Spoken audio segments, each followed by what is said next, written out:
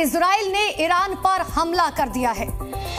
बड़ी जानकारी सामने आ रही है। इजराइल ने ईरान के सैन्य ठिकानों पर बमबारी की है और इसकी जानकारी खुद इजरायली सेना के प्रवक्ता ने दी है। देखिए, जो जानकारी मिल रही है ईरानी मीडिया के मुताबिक राजधानी तेहरान में 5 धमाकों की आवाज सुनी गई है। खबर यह भी है कि ईरान के फाइटर जेट्स ने अपने ठिकानों से उड़ान भरी है। ऐसे में आशंका इस बात की जताई जा रही है कि ईरान की यहां पर जवाबी कार्रवाई भी देखने को मिल सकती है। इजरायली सेना का कहना है कि उनकी हवाई सुरक्षा हाई अलर्ट पर है। इजराइल ने अमेरिकी राष्ट्रपति जो बाइडेन को हमले की जानकारी भी दी है। तो इस वक्त की सबसे बड़ी खबर आपको बता रहे हैं, जहां पर इजराइल की तरफ से यह बड़ा हमला किया गया है। ईरान के कई ऐसे सैन्य ठिकाने हैं जहां पर हमला किया गया है। एक्सक्लूसिव तस्वीरें आपको दिखा रही है वो वीडियो, जहां पर बम के धमाकों की आवाज साफ तौर पर सुनाई दे रही है। और सीधे रुख करते हैं हमारे सहयोगी अशोक राज इस बड़ी खबर पर हमारे साथ जुड़ गए हैं। इजराइल का मिशन बदला शुरू हो गया है। अशोक, क्या डिटेल्स? देखिए, लगातार इजराइल और ईरान के बीच में तनाव बनी हुई थी और यही वजह है कि रिटेलिएशंस में इजराइल ने हमला बोला है। और आप सही कह रही हैं कि हमले का कार्रवाई जवाब ईरान भी दे सकता है। यानी कि ये युद्ध मिडिल ईस्ट और वेस्ट एशिया के लिए ठीक नहीं है, या यूं कहें कि ये दुनिया के लिए ठीक नहीं है। ईरान ने इस बात को माना था कि अगर ईरान पर किसी तरीके की हमला होता है तो वो अपने बचाव में इस पर रिटेलिएट करेगा। अब ईरान की बारी है और ये युद्ध ना ही यूएन से और ना ही किसी तीसरे दुनिया के देश से ये रुकने वाला नजर आ रहा है। अशोक, नुकसान की जानकारी क्या मिल रही है? कितना नुकसान हुआ है, कोई जानकारी? देखिए, इस बात की जानकारी अभी कहना बहुत जल्दबाजी होगा, क्योंकि इजराइल की एक एसओपी रही है, जब भी वो अटैक करता है तो इसकी जानकारी वो खुद देता है। और अभी आपको बता दें कि नेतन्याहू ने एक कैबिनेट की मीटिंग और साथ में सैन्य के जो मिलिट्री के सीनियर अधिकारी हैं उनके साथ मीटिंग की है और उन्होंने इसकी एक फोटो भी जारी की है। और इस मीटिंग के बाद और एनालिसिस के बाद इसकी जानकारी हो पाएगी कि आखिरकार ईरान में किन किन जगहों पर उन्होंने अटैक किया है।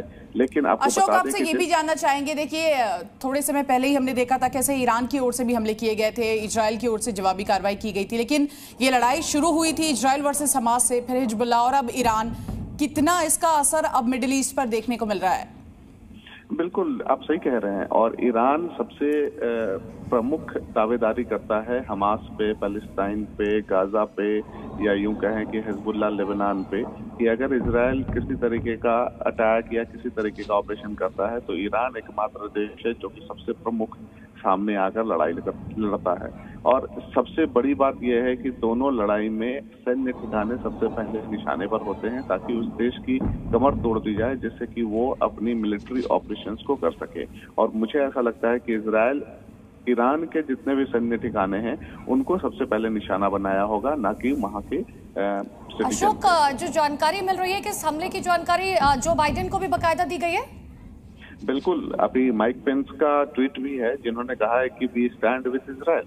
और अमेरिका ने तो मुखर होकर इससे पहले भी जवाब दिया है कि इजराइल को पूरा हक है कि वो अपने बचाव में अटैक करे, रिटेलिएट करे। इससे कोई छुपा हुआ नहीं है। अमेरिका इजराइल के पीछे है जिस तरीके से ईरान हमास और हिजबुल्लाह के पीछे है। तो ये लड़ाई सीधे तौर पर है वेस्ट और मिडिल ईस्ट में इजराइल वर्सेस ईरान। तो अब दो देशों के बीच में लड़ाई है और ये देखना होगा कि रिटेलिएशंस में ईरान कैसे जवाब देता है। नहीं, लेकिन इसके पहले हमने देखा था अशोक, किस तरह से ईरान जब जब हमले करने की बात करता है तो उसके बाद मुखर होकर सोशल मीडिया प्लेटफॉर्म का इस्तेमाल किया जा रहा है। दोनों ही देशों की ओर से मुखर होकर बता रहे हैं कि हमने कितना नुकसान पहुंचाया है। इसका असर सीधे तौर पर आम जनता पर पड़ता है। और इसी के साथ साथ अब जानकारी क्या मिल रही है, क्या कोई एडवाइजरी जारी की गई है लोगों के लिए दोनों ही देशों में?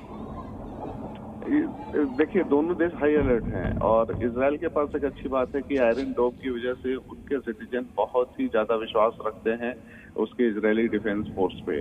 और यही वजह है कि इस वक्त दोनों देश हाई अलर्ट पे हैं। और ईरान की कार्रवाई पे देखना होगा ये कि पिछली बार हाइफा, जो कि उनका एक बॉर्डर स्टेट है, पोर्ट है और वहां पर उनका अपना मिलिट्री बेस है, वहां पर सबसे ज्यादा नुकसान पहुंचा था। और सबसे बड़ी ताकत जो है इजराइल की वो है उनकी एयरफोर्स। और अगर एयरफोर्स को निशाना बनाया जाता है, उनके मिलिट्री बेस को निशाना बनाया जाता है, इसका मतलब है कि इजराइल कमजोर होगा।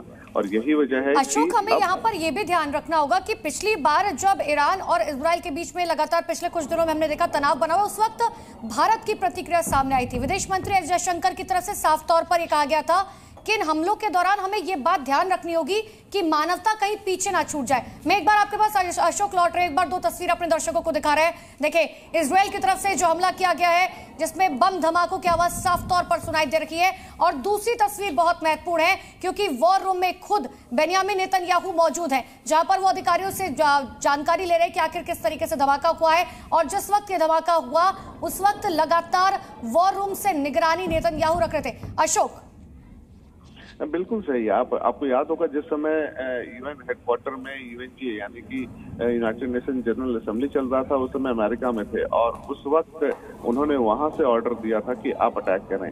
तो एक नेतन्याहू का सबसे बड़ा फर्ज बनता है कि वो इस वक्त जब उसका देश युद्ध में है तो वो अपने जवानों के साथ खड़े रहें और मिनट टू मिनट इसकी मॉनिटरिंग भी करते हैं। और एक बड़ी बात है कि जब ईरान पे हमला हुआ उस समय भी नेतन्याहू अपने वॉर रूम में, जैसा कि तस्वीर आप दिखा रहे हैं। बिल्कुल अशोक, उस समय बहुत बहुत शुक्रिया आपका तमाम जानकारी के लिए और आप नजर बनाए रखें।